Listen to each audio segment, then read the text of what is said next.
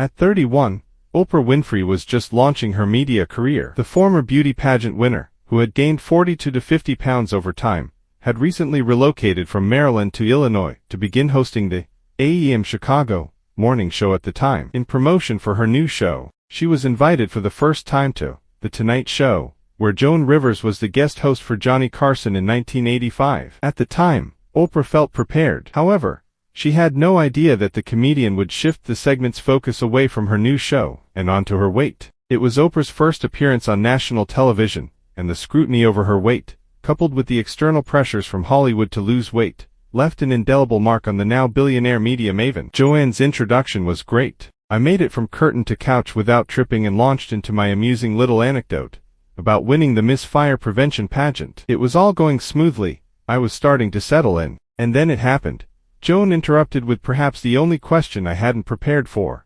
So how'd you gain the weight? Oprah recalled. Rivers, a comedian who was just as known for roasting people as she was for her plastic surgery and obsession with how people look, told Oprah, "You shouldn't let that happen to you. You're very pretty." "I don't want to hear it. You're a pretty girl and you're single. You must lose the weight." Oprah tried to defend herself, saying that she was going to lose it and start a public campaign, Diet with Oprah. It's a moment she would never forget, and neither has the world even 10 years after Rivers' death from cardiac arrest in 2014. Years later in 2016, when discussing the experience in her book, Food, Health, and Happiness, Oprah said she thought, "Did she just use my national television debut to ask me why I was so fat?" The studio started spinning, she remembered. The word fat reverberated in my brain. Joan sat behind Johnny's big wooden desk, telling me that she didn't want to hear my excuses, and that I shouldn't have let this happen. She continued. The audience laughed nervously as she wagged her flawlessly manicured finger at me, pointed out that I was still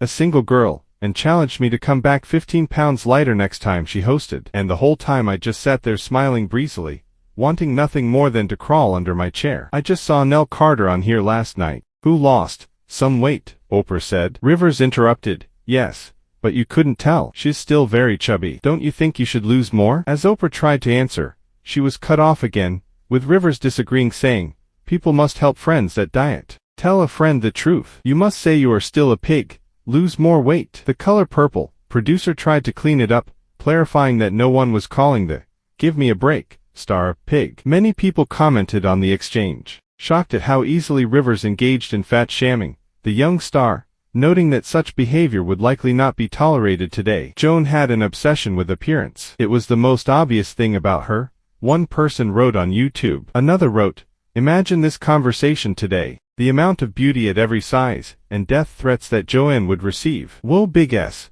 Oh to Oprah's patience BCS Joan.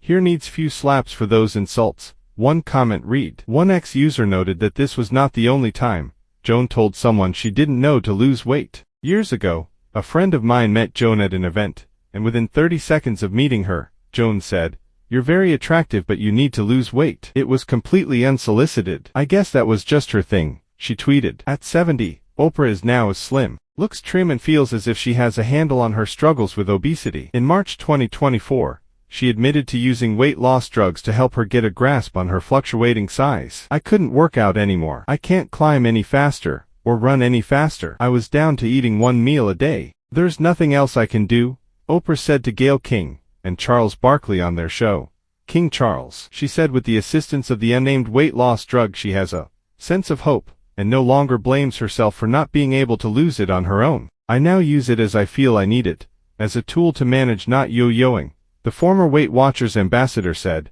adding, "The fact that there's a medically approved prescription for managing weight and staying healthier in my lifetime feels like relief, like redemption, like a gift, and not something to hide behind and once again be ridiculed for. I'm absolutely done with the shaming from other people and particularly myself." Oprah also says she works out to maintain her new svelte shape.